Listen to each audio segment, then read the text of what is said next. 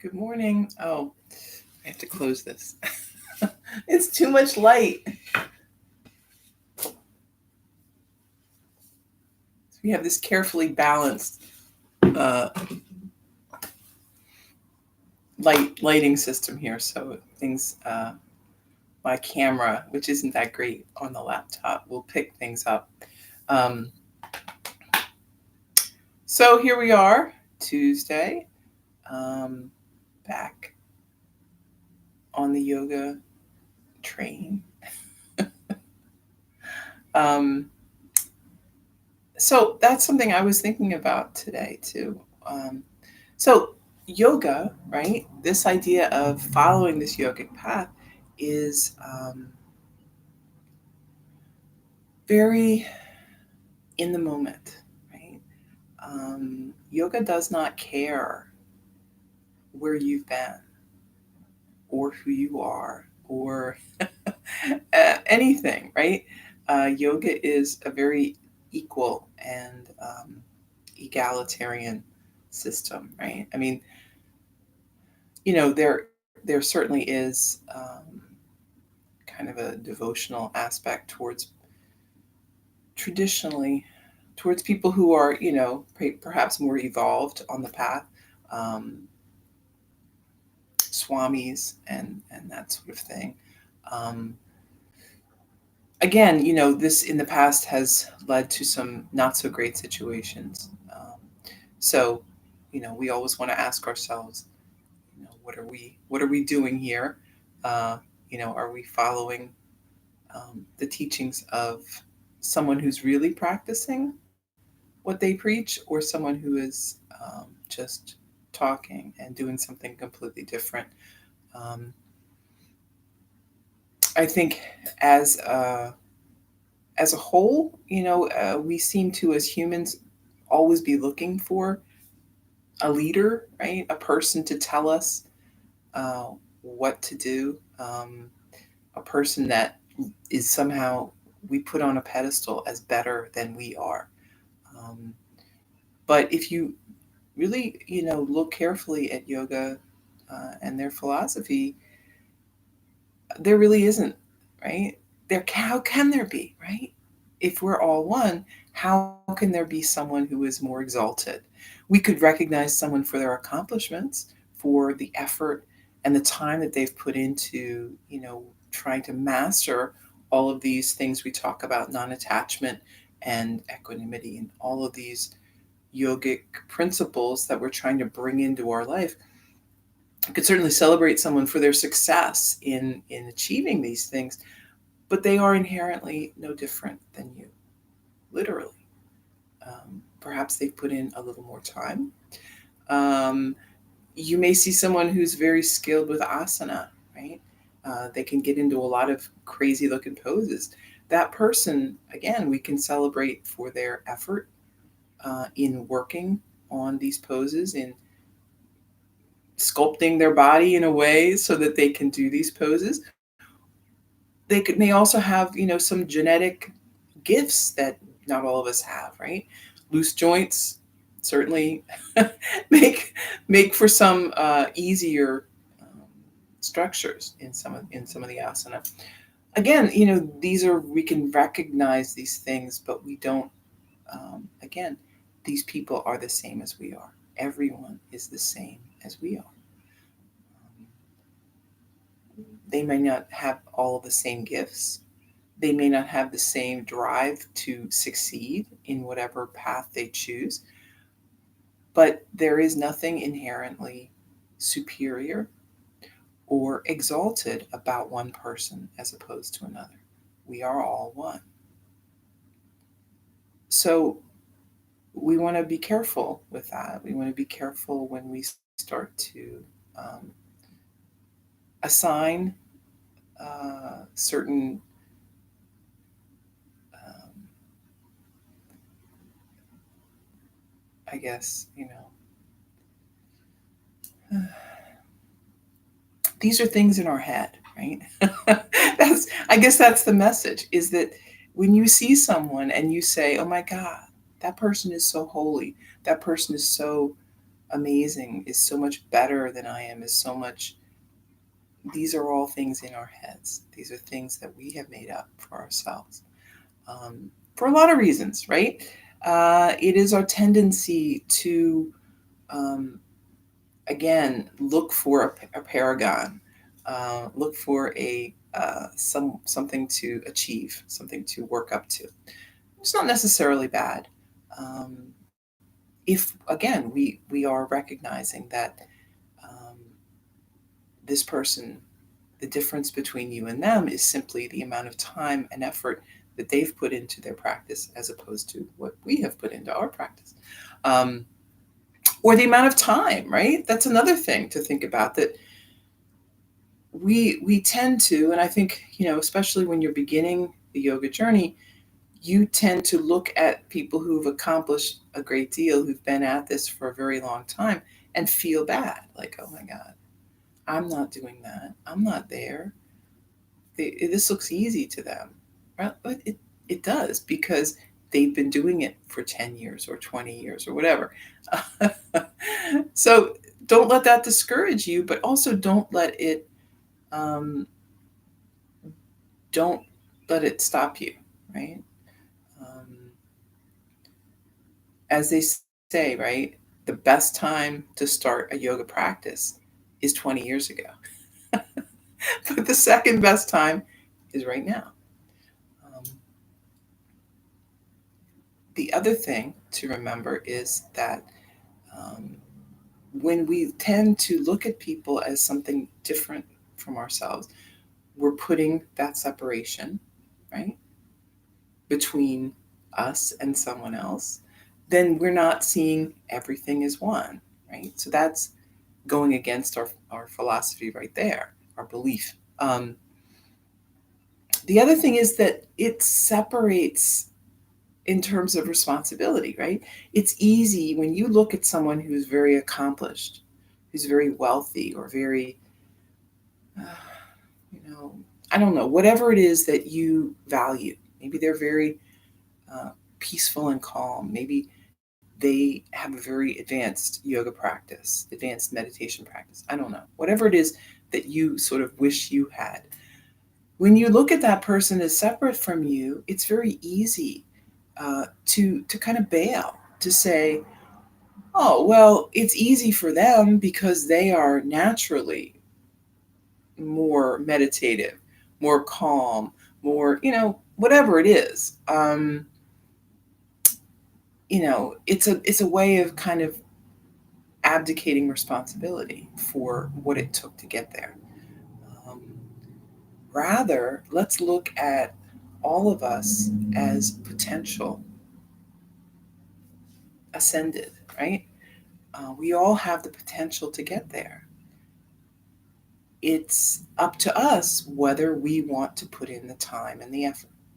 And believe me, I am not telling you you should or should not do this. It is up to you how far you want to go with all of these things. But be assured it is entirely within your power to do any of these things. Um, and I think that's a good message for all of us. You know, they make fun, right? There was a whole thing with this generation of parents telling their children, you can be anything you want to be, right? And then people making fun of that, saying, that it's giving people unrealistic expectations or whatever. I would say, it is not unrealistic to tell someone they can be whatever they want to be, as long as you let them know that each and every choice comes with a bunch of work, right? So if you have the desire to be something in particular, you can get there if you put in the work. But you may not want to put in the work. You may not, when you approach the actual goal, when you see the mountain that you need to climb, you may decide it's not worth it to you. It is not. Um, it's not important enough to you to do that.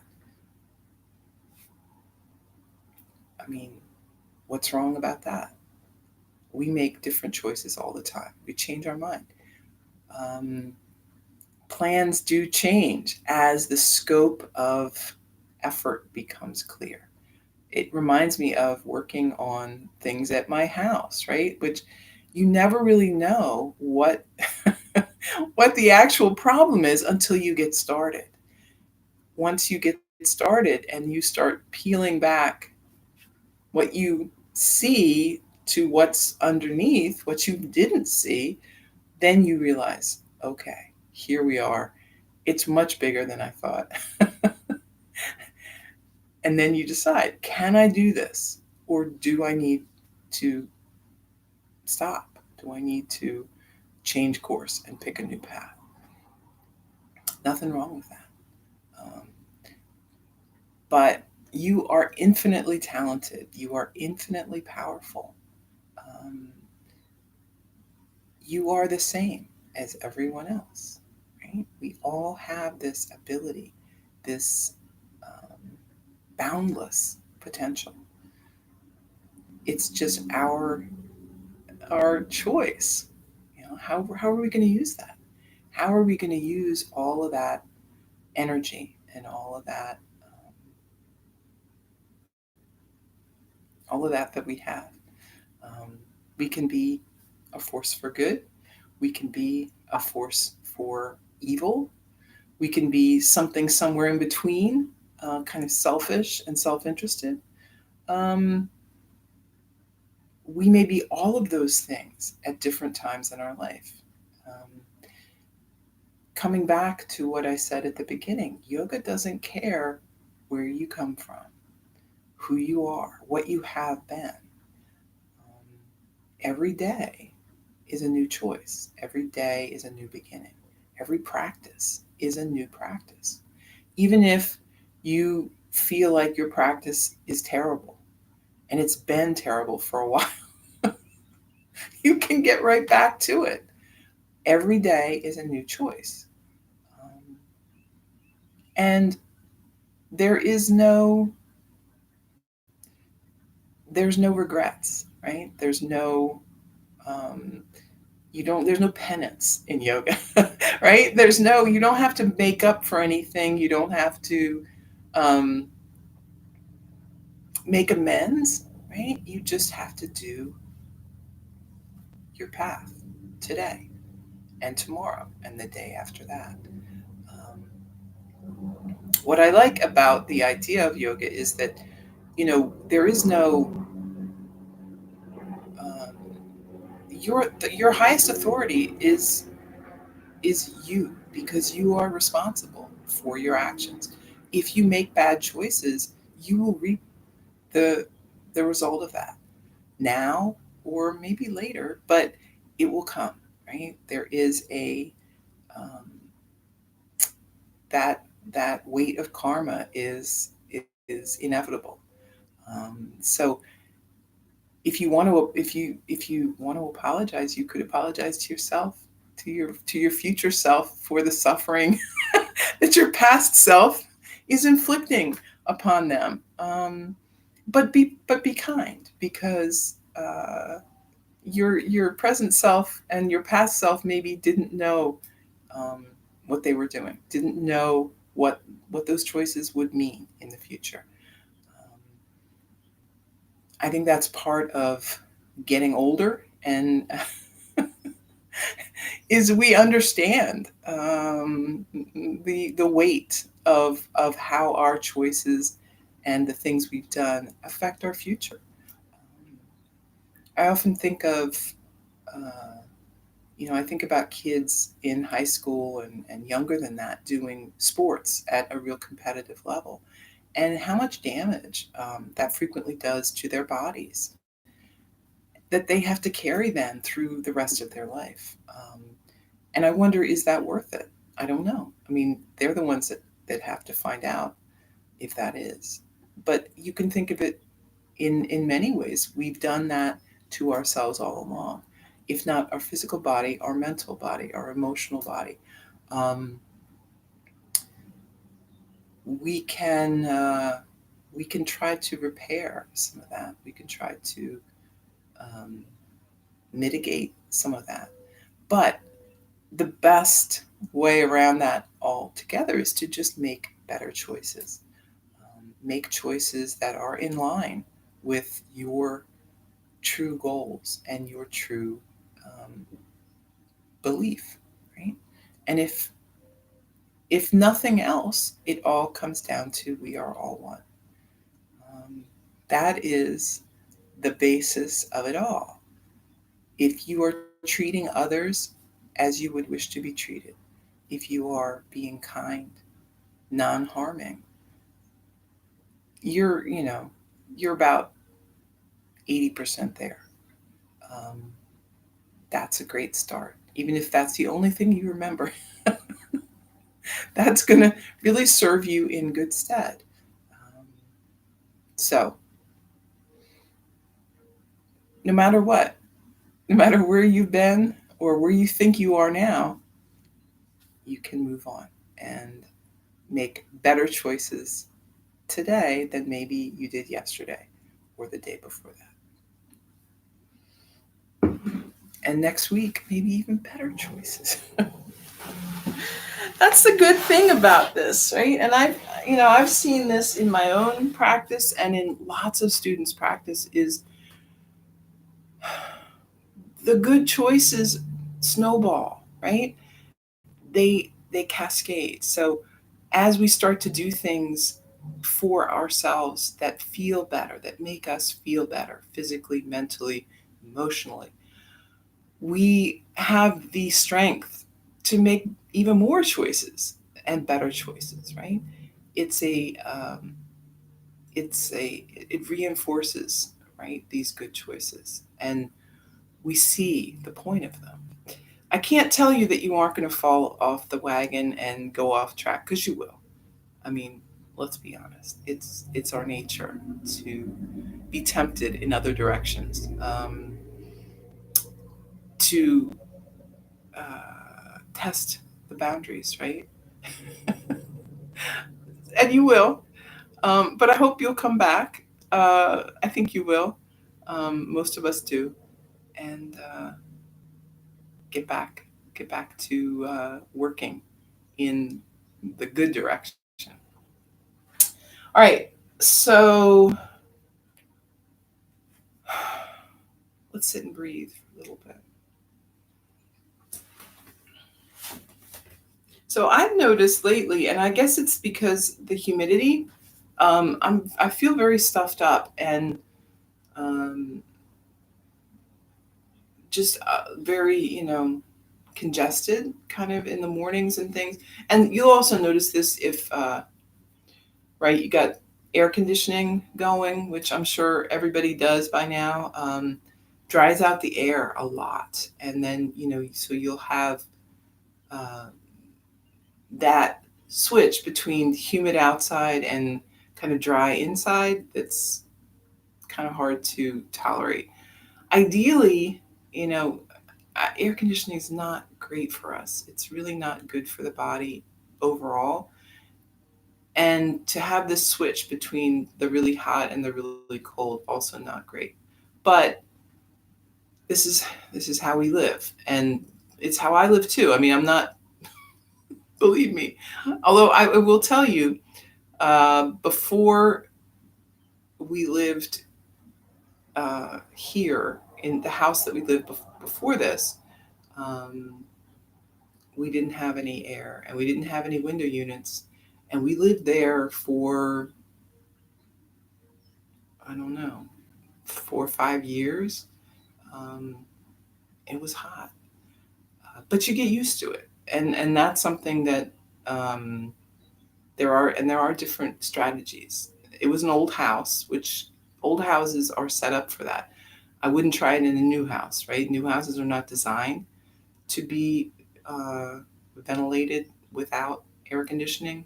They just don't have that design because they don't need it, right? They're meant to be central heating, central air conditioning. But an older house will have, big windows, windows you can open at the top, transom windows, different things that control the airflow of the house. So you can try it, but I was very grateful when we got some air conditioning. and and I am grateful for it now. But know that it is hard on your body. That's a hard transition to make.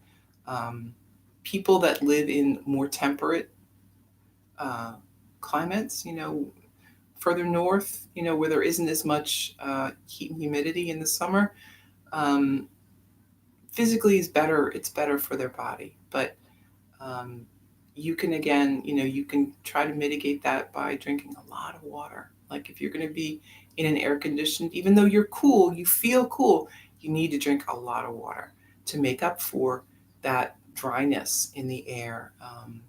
Think of it like winter, right? When you have the heating running and you're actually kind of dehydrating from that, even though you don't feel like you are.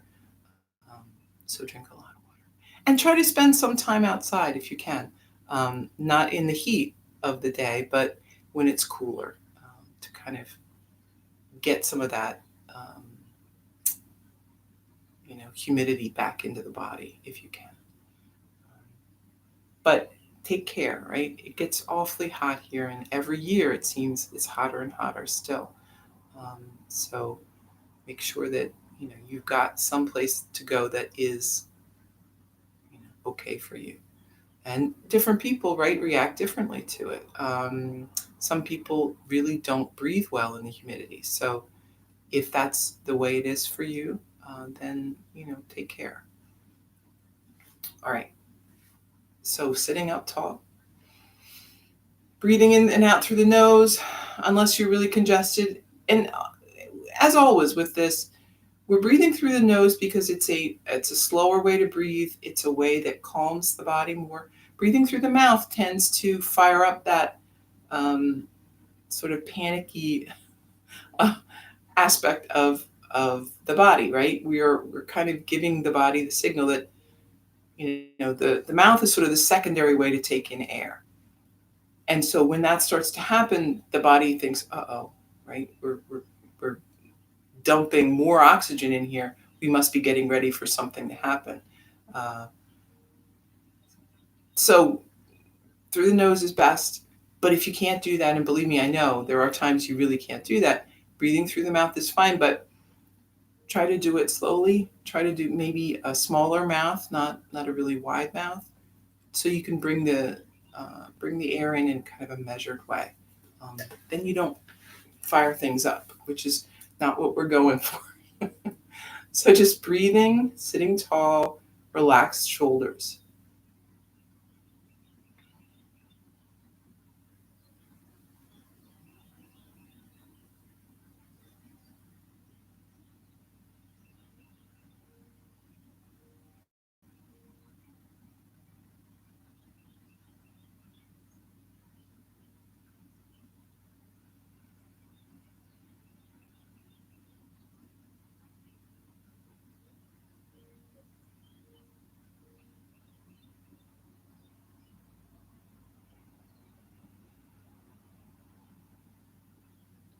And let's try.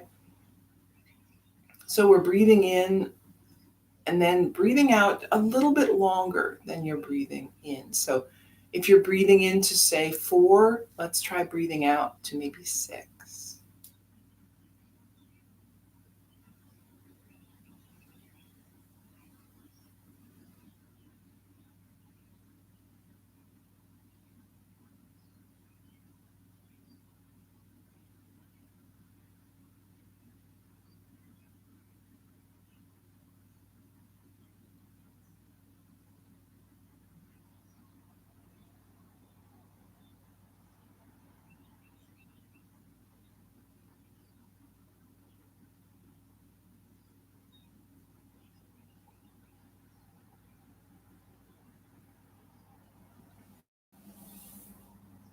So just keep breathing in this way in for a little bit shorter than the exhale. And the reason we do this is typically when we start thinking about deep breathing, the inhale is what we emphasize, and the exhale gets a little lost. Um, then what happens is we end up with a lot of kind of extra air in there that isn't being expelled that we eventually, our inhales get shorter and shorter and shorter because we have not really emptied the lungs. So adding that extra exhale at the end, that little extra bit of exhale, you get that feeling of what it is to empty the lungs. And then we know kind of what we're trying to go for.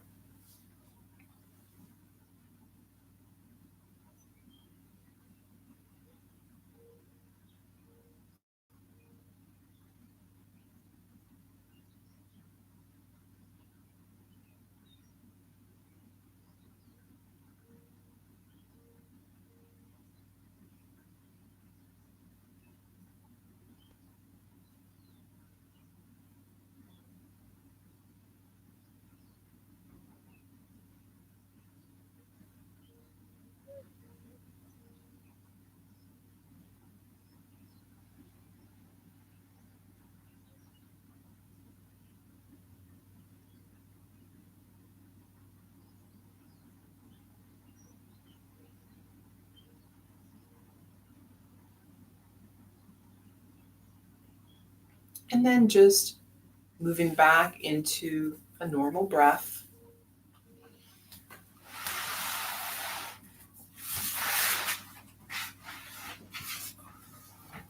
Take a deep breath. And then on the exhale, drop the chin down toward the chest.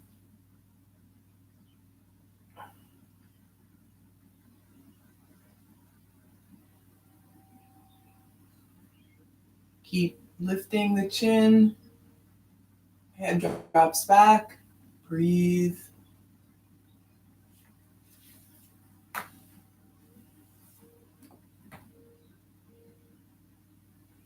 Head back to center. Take a breath.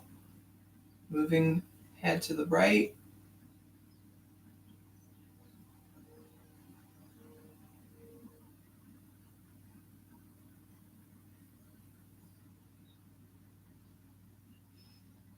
Back to center. And then head moves left.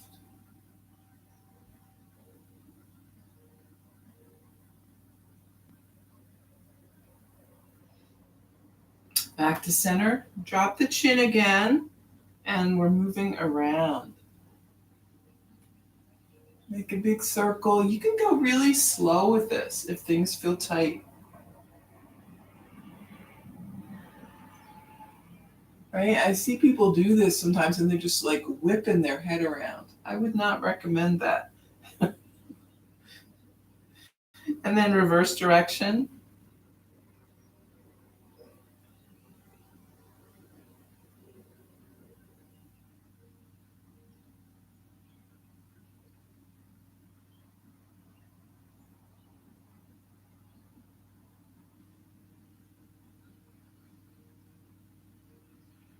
Back to your center. Bring the arms wide.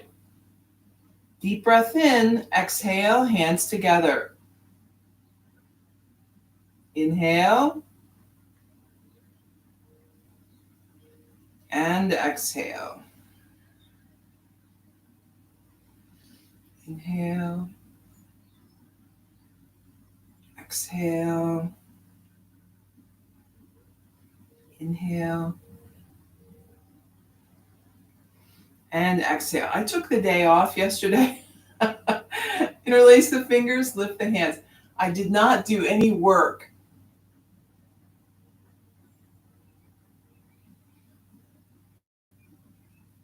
And then lower down, which was good for my shoulders, not doing any work. But I got to work today. Arms up on your inhale. And then down on the exhale. Inhale.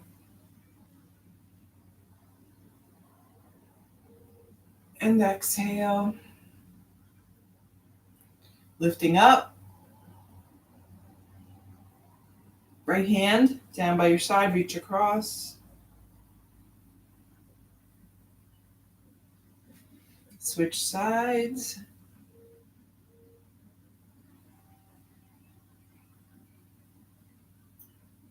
And then back down. Let's lift the shoulders.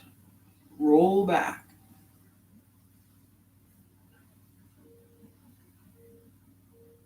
and forward.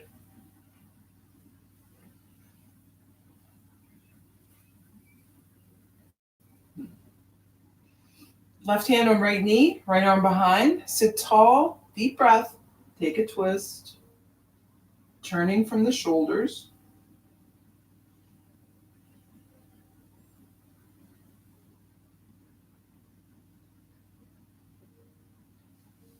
Back to center.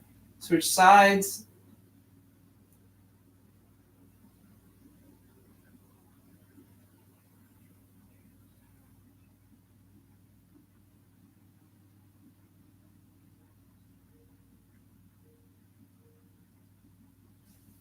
Back to center.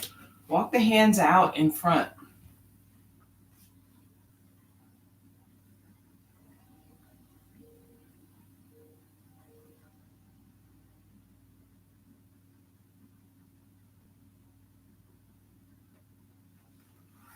Back up. Let's bring the soles of the feet together.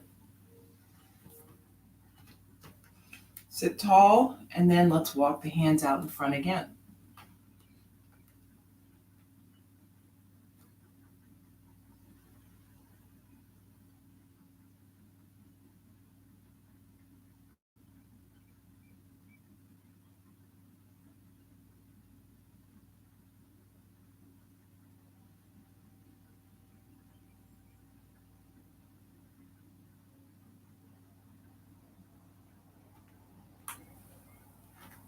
Come on back.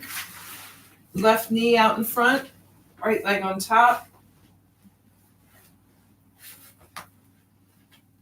Take a breath and fold.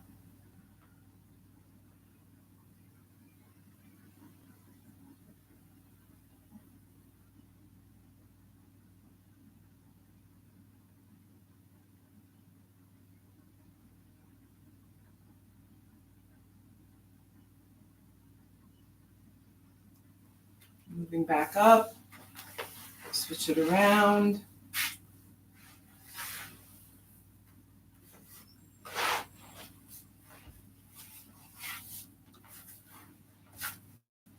Take a breath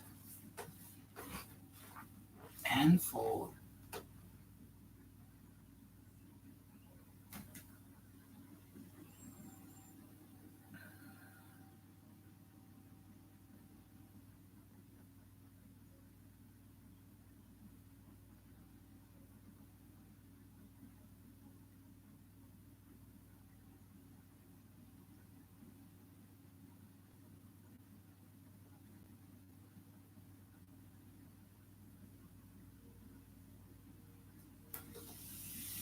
We're back up, both legs out in front. Let's point and flex the feet.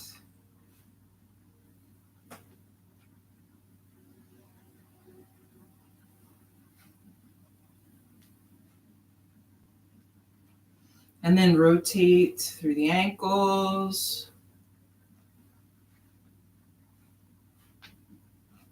One way and the other.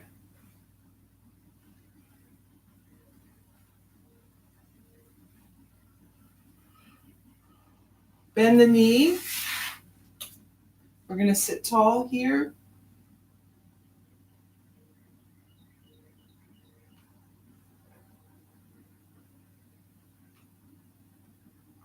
And then lower the knee.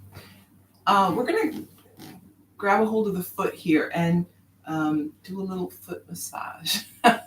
So if you can bring the foot up onto your leg, it'll be kind of easier. But if that's not going to work for you, you can just have the foot down here on the ground. So we're gonna take your thumbs, right? Put them right beneath the ball of the foot in the center, right? And just rotate your thumbs around a little bit. It should feel pretty good. Don't obviously go too hard with this. But you'll find a place here that feels kind of good right in the center.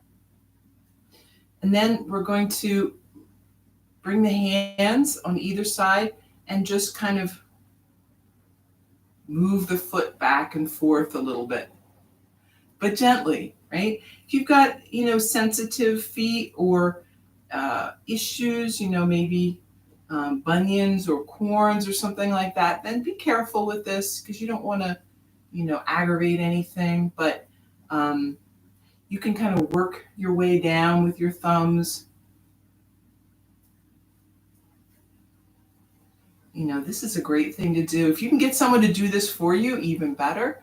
But sometimes people giving foot massages aren't very good at it. So it's good to learn how to do it yourself, right? Don't rely on other people to massage your feet. You can do it yourself, and it feels pretty good. Okay, let's switch it around. Sitting tall.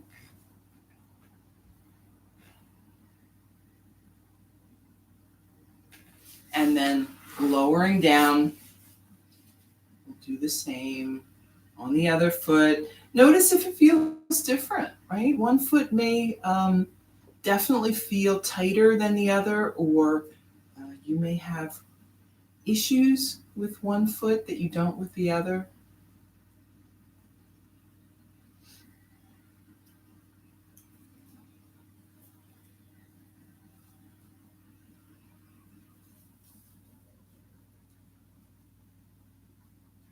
I used to have this, and I think it was from the Body Shop, which I'm not even sure is still around. Maybe it is. I don't know. But it was like a peppermint foot gel or something. It felt great. So if you can get some kind of peppermint foot gel or lotion or something, I would highly recommend it. It feels great on your feet.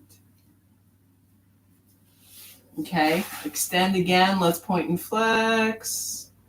Moving around. Your poor feet, all of our poor feet, they put up with so much, right? They're carrying you. If you think about it, look at these feet. I mean, they're such bony little guys, and there's so much going on here, so many connections, so many points of flex. They're amazing, amazing. We want them to be flexible. We want them to be strong, and we're going to work on that. That's a goal, right? We spend so much time on our feet. And it's good, right? Walking, all of those things, really good for our bodies, good for our mental state, good for everything. But if your feet are suffering, you're not going to enjoy those things. So we got to do what we can to keep the feet in good shape.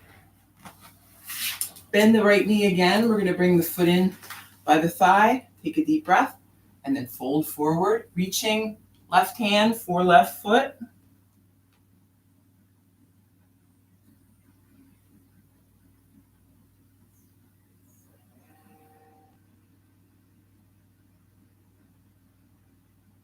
And if you're able to reach the hand to the foot, I like to sometimes in this pose pull the toes back, right? So that they get a real stretch. It's a nice stretch, right? So sometimes, we do that where you go up on the balls of your feet, but you can't really stretch your toes that way, right? Because you're on the balls of the feet. You can't really be on the toes. Or if you are, there's a lot of pressure, right? Because you've got all of your weight on it. This is much nicer because you can kind of pull the toes back, but gently and not too much pressure. It's just a nice stretch.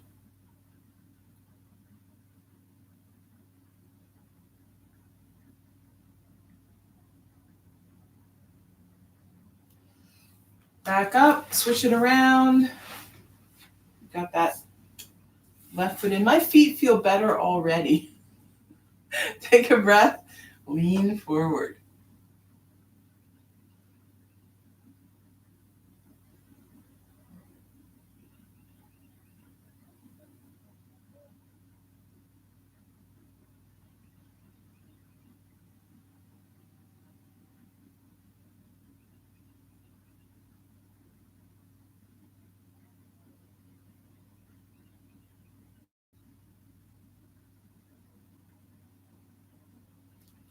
Back up.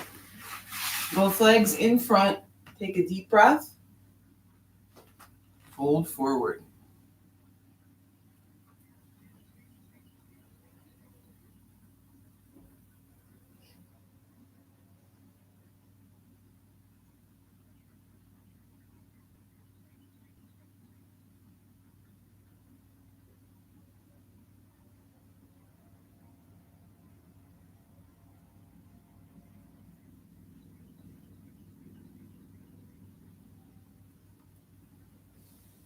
Come on back up.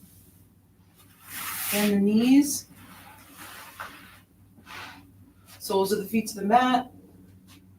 Lowering down. A couple of breaths here.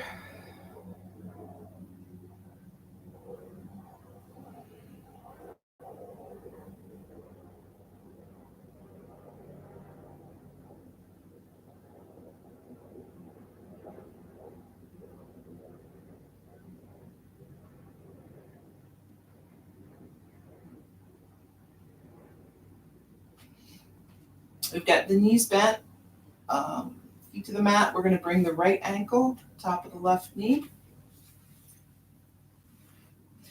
Then, whatever form of supine pigeon, you might bring the left leg in, or if that right hip is very tight, we'll leave the left foot on the ground and maybe just press the right knee away from the body.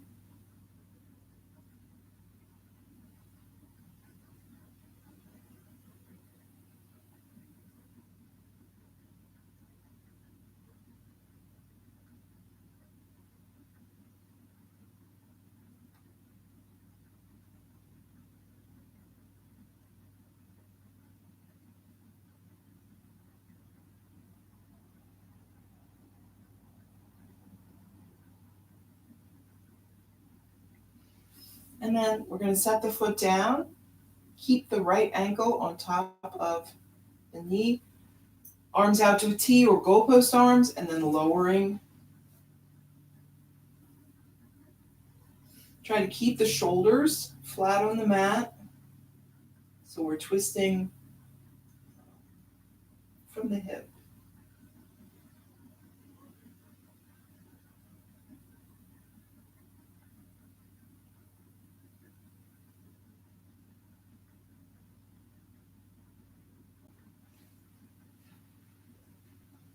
Coming back up. Let's switch the legs.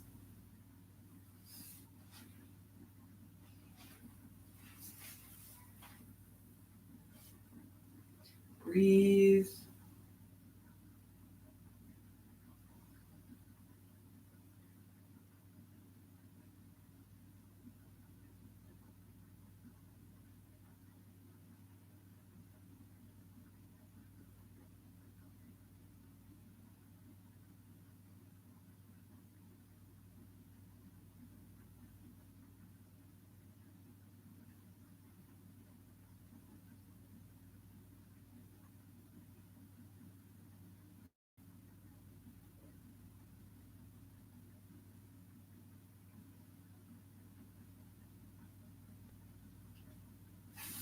And then setting the foot down.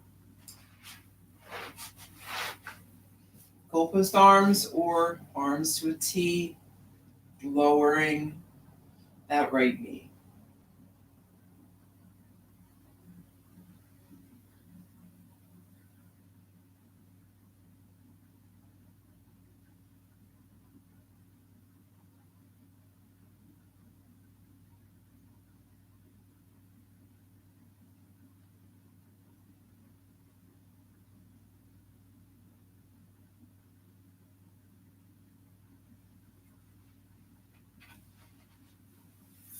And then back to center.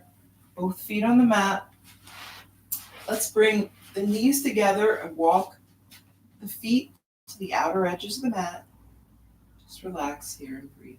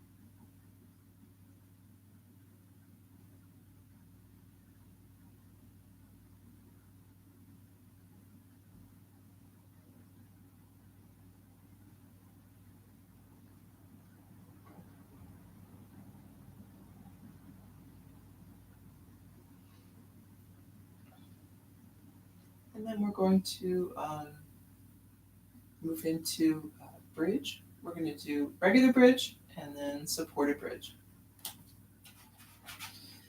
So we've got heels back, close to the body, feet are about hip width apart, so not too wide. Hands by your side. And we're going to press down, hands and feet, lifting up.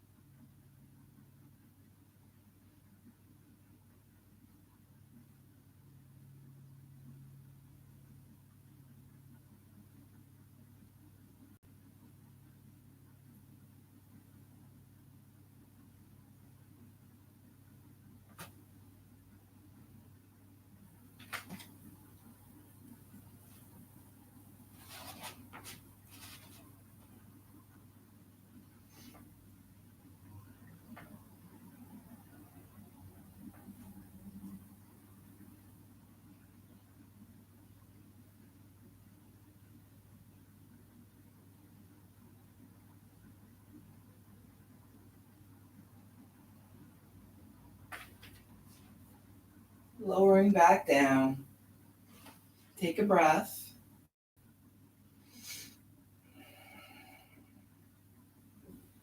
And then get your block and we're back up again.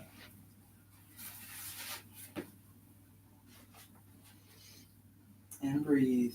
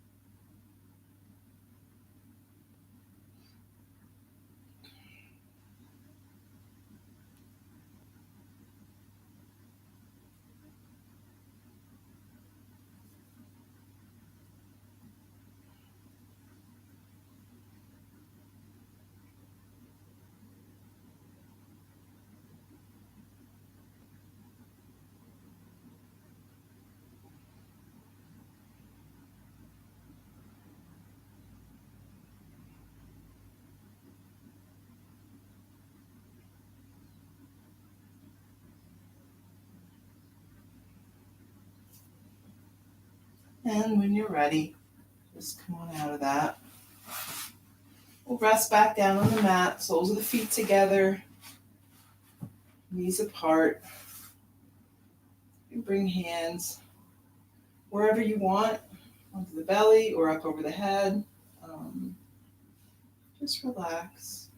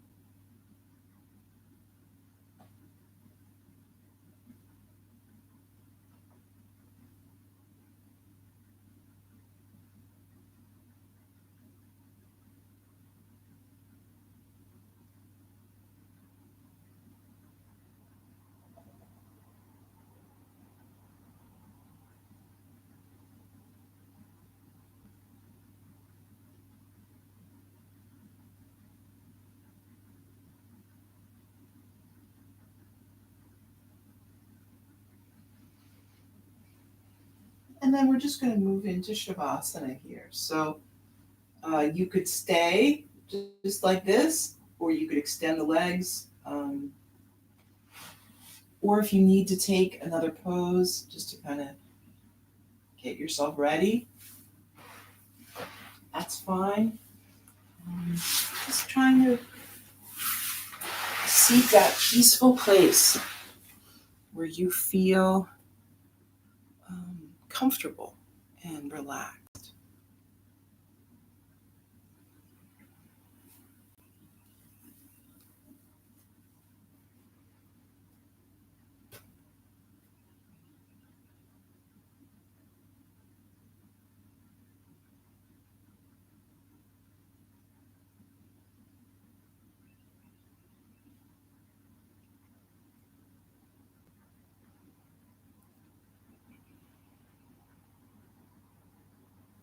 Focus on the breath. Keep that peaceful, calm center.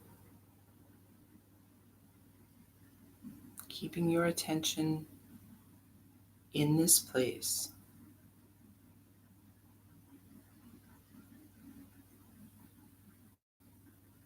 If your mind wanders, just come back to the sensations in the body.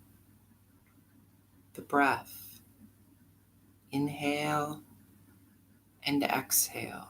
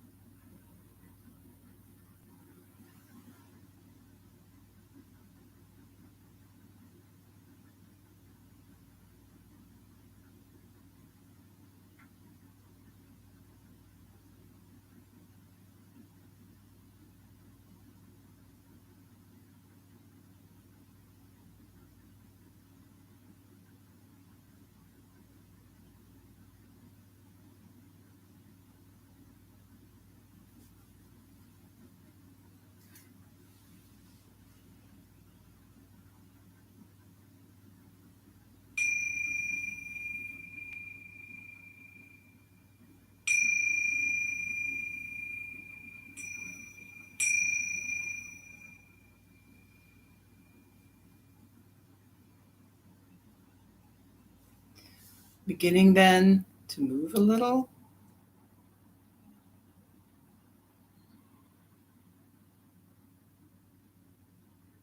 And then making your way up to a seat if you want. Bring hands together, breath in and breath out. Thank you for sharing your morning with me and doing some yoga. I hope you have a very good Tuesday. Namaste.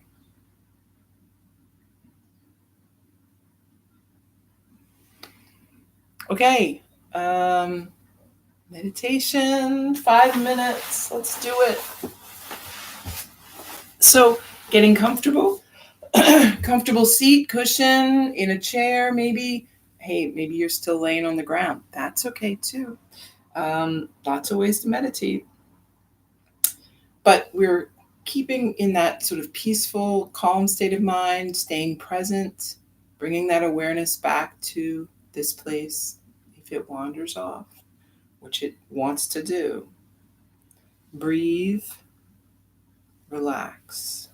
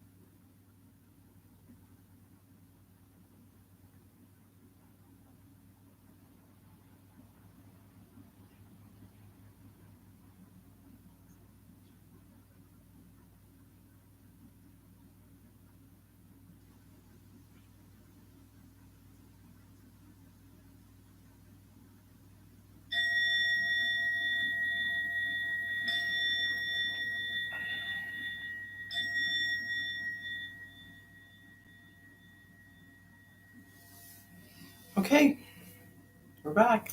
Um, Pardon me for coughing during meditation, but hey, it happens. If you have to cough, if you have to move, if you've got a cramp, something's bothering you, um, do it. There may be people who can control every bodily function with their mind, but I don't know any, and it's certainly not me. So if something comes up and you have to do those things, it's fine, right? We're just doing our best here. But your body sometimes has a different idea. So all right, that's it for today, and I will be back tomorrow. Have a great Tuesday.